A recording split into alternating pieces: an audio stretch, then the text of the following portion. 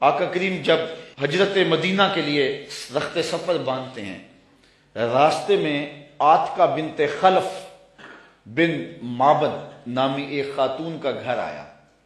حضور وہاں رک کر کے ان کو کہا کہ اگر تمہارے پاس ہماری خدمت کے لیے کچھ ہے تو ہمیں پیش کرو۔ بھوک اور پیاس آقا کریم نے محسوس کی، حضور کے جو ساتھی بھی تھے۔ تو اس خاتون نے، جس کا نام معبد تھا، اس نے کہا کہ لو کانا عندنا شیء ما آوزکم الکرا، ہم دیہاتی لوگ ہیں اور عرب ہیں، ہمارے ہاں مہمان آ جائے تو کوئی کسر نہیں چھوڑتے، لیکن آج اتفاق ایسا ہے کہ ہمارے گھر کچھ ہے نہیں جو آپ کی خدمت کے لیے پیش کریں۔ عرب لوگ مہمان دیکھ کر کے خوش ہوتے ہیں، پھر مہمان بھی اتنے سونے آ جائیں، لیکن بدقسمتی یہ ہے کہ اس وقت ہمارے پاس کچھ ہے نہیں جو آپ کو پیش کر سکے۔ ایک جانب ایک بکری بندھی ہوئی تھی، لاغر اور کمزور سی۔ حضور فرمایا اگر تم کہو تو اس کا دودھ دھو لیں۔ اس نے کہا اس کی ہڈیوں میں گودا نہیں، کھیری میں دودھ کہاں ہوگا، اگر یہ چلنے کے قابل ہوتی تو ریوڑ کے ساتھ نہ جاتی۔ فرمایا اگر تم اجازت دو۔ اس نے کہا مجھے کیا اعتراض ہو سکتا ہے۔ تو حضرت سیدنا صدیق اکبر نے آگے بڑھ کے بکری کو کھولا اور حضور کے سامنے کھڑا کیا۔ آقا نے دست شفا، دست رحمت اور دست برکت اس بکری کی پشت پہ رکھا۔ جو ہی حضور کا ہاتھ آیا تو اس نے جھرجھری لی، ٹانگیں چوڑی کر دی، اس کی کھیری میں دودھ اترایا۔ حضور علیہ السلام نے فرمایا کہ کوئی برتن لا۔ اس نے گھر کا برتن پیش کیا۔ حضور نے دودھ دھوا تو جھاگ اٹھنے لگی، حتیٰ کہ گھر کے سارے برتن دودھ سے بھر گئے۔ معبد کے گھر کی تھالیاں بھی دودھ سے بھر گئی۔ حضور نے بھی پیا، حضور کے ساتھیوں نے بھی پیا۔ معبد اور گھر میں اس کا ایک بچہ تھا، اس کے پاس، اس نے بھی دودھ پیا۔ حضور علیہ السلام نے دعائے برکت دی اور چلے گئے۔ معبد کو حضور کا پتہ پوچھنا یاد نہ رہا، بس حضور کے حسن اور جمال میں کھو گئی، اور پوچھنا یاد نہ رہا کون ہو، کدھر سے آئے ہو، نام کیا ہے۔ شام کو جب معبد بکریوں کا ریوڑ لے کر کے واپس پلٹا، اس نے کچی کلی پہ نور برستے دیکھا، انوار اترتے دیکھے۔ معبد کا شوہر معبد کہتا ہے کہ کیا ماجرا ہے، آج ہمارے گھر میں یہ جو رونق ہے اور یہ جو تازگی ہے اور یہ انوار اتر رہے ہیں، کیا ماجرا ہے؟ تو معبد کو حضور کا نام تو پوچھنا یاد نہیں رہا، اس نے اپنے طور پہ حضور کا نام رکھ لیا۔ اس نے کہا آج ہمارے گھر میں مبارک آیا تھا، آج ہمارے گھر میں مبارک آیا تھا۔ معبد پوچھتا ہے کہ مبارک کیسا تھا جو سارے گھر کو روشن کر گیا، وہ کیسا تھا؟ تو معبد تاصف رسول اللہ صلی اللہ علیہ وسلم، معبد حضور کا حلیہ بیان کرتی، کہتی ہے فقالت رأیت رجلا ظاہر البزاط، میں نے ایک ایسا شخص دیکھا ہے کہ جس کا رنگ نکھرا ہوا تھا، جس کا چہرہ چمک رہا تھا۔ اللہ اکبر۔ حدیث بہت طویل ہے۔ کسیم وسیم وفی عینیہ داج وفی اشفارہ وطف وفی صوتہ سہل احول اکحل ازج اکرن وفی عنقہ سطع وفی لحیتہ کساسہ۔ کہا کیا بتاؤں، رنگ سونا تھا، ابرو ملے ہوئے تھے، پلکیں لمبی تھی، آنکھیں سرمگی تھی، گردن سراہی جیسی تھی، ہاتھ خوبصورت تھے، خاموش ہوتے تو پھر بھی وقار ہوتا۔ لیکن میں معبد کا صرف ایک جملہ آپ کی نظر کرنا چاہ رہا ہوں۔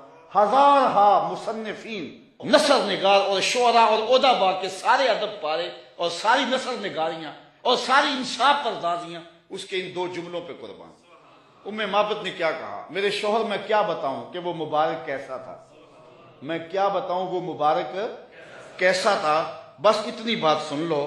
ابہ الناس وَأَجْمَلَهُ مِنْ بَعِيدٍ وَأَحْسَنَهُ مِنْ قَرِيبٍ، وہ اتنا سونا تھا جب کوئی اس کو دور سے دیکھتا تو سونا نظر آتا، قریب آ کے دیکھتا تو اور سونا نظر آتا۔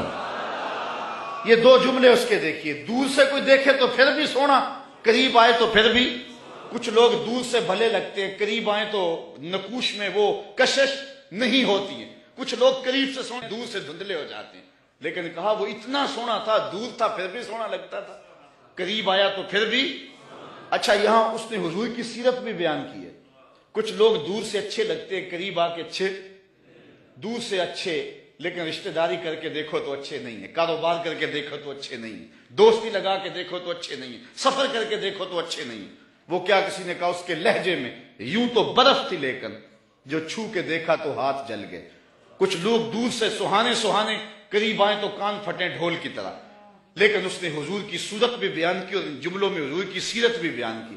کہا وہ اتنا سونا تھا، دور تھا تو پھر بھی سونا لگتا تھا، قریب آ گیا تو پھر بھی سونا لگتا تھا. دور تھا تو نظریں جھکی ہوئی تھی، قریب آیا تو حیا کے پہرے تھے. عجیب حسن تھا، عجیب رنگ تھا. حضور دور سے بھی سونے اور قریب سے بھی. جنہوں نے قریب سے دیکھا نا انہوں نے کہا کل قمر لیلۃ البدر لم ارا قبلہ ولا بعدہ مثلہ. کیا پوچھتے ہو، 14ویں رات کا چمکتا ہوا چاند تھے حضور. حضور جیسا نہ پہلے دیکھا نہ بعد میں دیکھا. یہ کس نے کہا؟ حضرت ابو ہریرہ نے. جس نے پاس کھڑے ہو کر کے دیکھا، جس نے قریب سے دیکھا اس نے کہا کل قمر لیلۃ البدر. اور جس نے 13 صدیوں کے فاصلے پہ کھڑے ہو کے دیکھا اس نے کہا مکھ چند بدر شاہ شانی ہے، متھے چمک دی لاٹ، کالی زلف تے اکھ مستانی ہے، مخمور اکھی ہند مد بھری. جس نے قریب کھڑے ہو کے دیکھا اس نے کہا کہ چاند چڑھا ہوا تھا اور حضور لال دھاری دار یمنی چادر اوڑھ کے آرام کر رہے تھے. یہ حضرت جابر بن سامورہ کہتے ہیں کبھی اسے دیکھوں کبھی انہیں دیکھوں، فائزہ ہوا اندی احسن من القمر. پھر میں نے فیصلہ کیا نہیں حضور سونے ہیں. جس نے قریب سے دیکھا اس نے کہا کہ چاند سے حضور سونے ہیں، اور جو 13 صدیوں کے فاصلے پہ کھڑے ہو کے بریلی سے دیکھتا رہا اس نے کہا خورشید تھا کس زور پر، کیا بھڑ کے چمکا تھا قمر، بے پردہ جب وہ رخ ہوا یہ بھی نہیں وہ بھی نہیں. جس نے قریب سے دیکھا اس نے کہا کان رسول اللہ صلی اللہ علیہ وسلم افلج الثنیتین اذا تکلم رویا کالنور یخرج من بین ثنایاہ، کہ حضور کے سامنے والے دانتوں میں ہلکا سا سوراخ تھا اور حضور جب بولتے تھے نور کی کرنیں چھن چھن کے نکلتی تھی. یہ حضرت عبداللہ ابن عباس نے کہا جو پاس کھڑے تھے اور جو 14 صدیوں کے فاصلے پہ کھڑا تھا اس نے کہا تو اجے میرا یار نہیں ڈٹھا، جنوں ویکھ کے چند شرم آوے، ادھی راتی دن چڑھ جاوے، جیو رخ تو نقاب اٹھاوے، تے جے او نکلے سیر کرن نو سارا گلشن سیس نواوے، اتے دھرتی لف لف جاوے.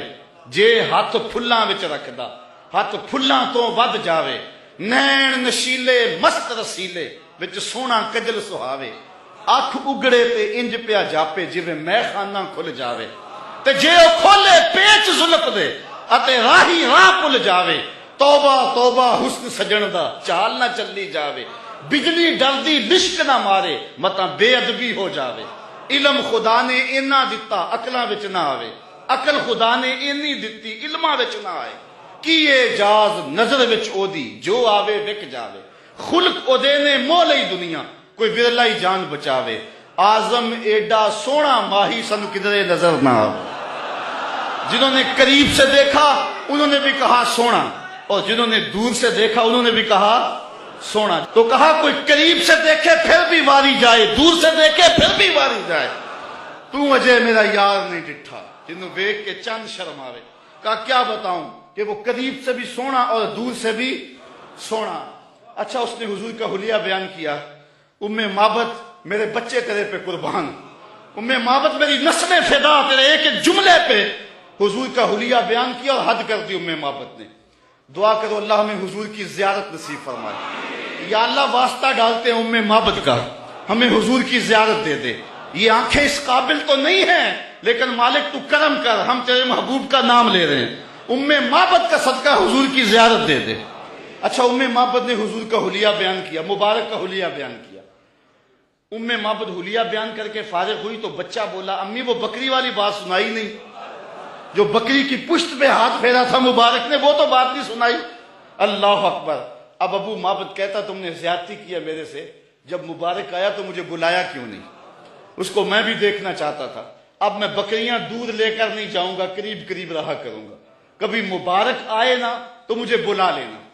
اب وہ سارے گھر کے افراد مبارک کا انتظار کر. ابو معبد کے جذبات یہ تھے ایک بار ہی دیکھ لوں، لیکن ام معبد کہتی تھی کاش کے روز بھی گزرے، مبارک کا روزانہ گزر ہو یہاں سے.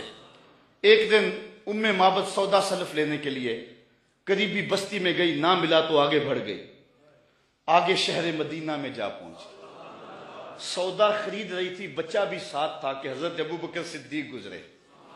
تو بچے نے جب دیکھا نا تو تڑپنے لگا، اور اس کے لفظوں میں وہ بے ساختگی اور اس کی تڑپ ظاہر ہو رہی ہے. اس نے کہا یا امہ ان ھذا الرجل الذی کان مع المبارک. اے امی اس دن جو مبارک کے ساتھ نہیں بندہ تھا یہ جا رہا ہے. سودا چھوڑا حضرت ابوبکر صدیق کے پیچھے اور پوچھتے ہیں مبارک کہاں ہے؟ تم تو مل گئے ہو، مبارک کدھر ہے؟ اب نام تو اپنے طور پہ رکھا ہوا تھا۔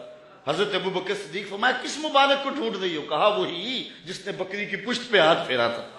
کہا آؤ تمہیں مبارک کے ڈیرے پہ لے چلو۔ حضور صحن مسجد نبوی میں بیٹھے ہوئے تھے۔ جب بچے نے دیکھا تو پھر چیخا اور کہا امی وہ دیکھو مبارک بیٹھا ہوا۔ یہ حضور کے قدموں میں بیٹھ گئی اور برکت لوٹی۔ حضور نے اسلام دیا، انہوں نے قبول کیا، واپس پلٹے، گھر آئے۔ شام کو ابو معبد کے واپس آنے کا جب وقت ہوا نا تو ماں کہتی تھی بیٹے تو خاموش رہنا، میں بتاؤں گی تمہارے باپ کو۔ بیٹا کہتا نہیں امی، مبارک کے ساتھی کو میں نے دیکھا تھا، اس لیے میں نے بتانا ابو کہ ہم مبارک کو دیکھ آئے ہیں۔ شام کو جب ابو معبد آیا نا، یہ دونوں بتانے لگے، وہ پہلے ہی بول پڑا، کہا گھر پھر چمک رہا ہے، مبارک پھر آیا تھا؟ انہوں نے کہا مبارک تو نہیں آیا، ہم اس کا ڈیرا دیکھ آئے ہیں۔ کہا کدھر رہتا ہے؟ کہا جسے دنیا محمد کہتی ہے وہی تو مبارک ہے۔ پھر اگلے دن ابو معبد بھی حضور کے قدموں میں بیٹھا ہوا تھا۔ وہ بکری ام معبد کے پاس عام و رمادہ تک زندہ رہی۔ اہل سیر لکھتے ہیں کہ حضرت عمر کے دور میں ایک سال آیا تھا جب قحط پڑا تھا اور درخت بھی سوکھ گئے تھے، جانوروں کی چھاتیاں بھی خشک ہو گئی تھی، کنووں کے پانی بھی نیچے چلے گئے تھے، حوض بھی خشک ہو گئے تھے، کہیں سے پانی کا کوئی قطرہ نہیں ملتا تھا، لیکن ام معبد کے ڈیرے سے بکری کا دودھ مل جاتا تھا، کیونکہ حضور علیہ السلام نے اس بکری پر اپنا دست شفا پھیرا تھا، اپنا دست برکت پھیرا تھا۔ یہ حضور علیہ السلام کے ہاتھ کی اور حضور علیہ السلام کے دست نور کی برکت ہے۔ یہ ہاتھ تو اٹھ جائے تو چاند کے ٹکڑے ہوتے ہیں، یہ ہاتھ اٹھ جائے تو سورج پلٹ کے سر کے وقت پہ آتا ہے۔ اللہ اکبر! یہ جدھر ہاتھ ہو جاتے ہیں ادھر ہی کائنات کا نظام ہوتا ہے۔ اللہ تعالی ہمیں حضور کی محبت نصیب فرمائے۔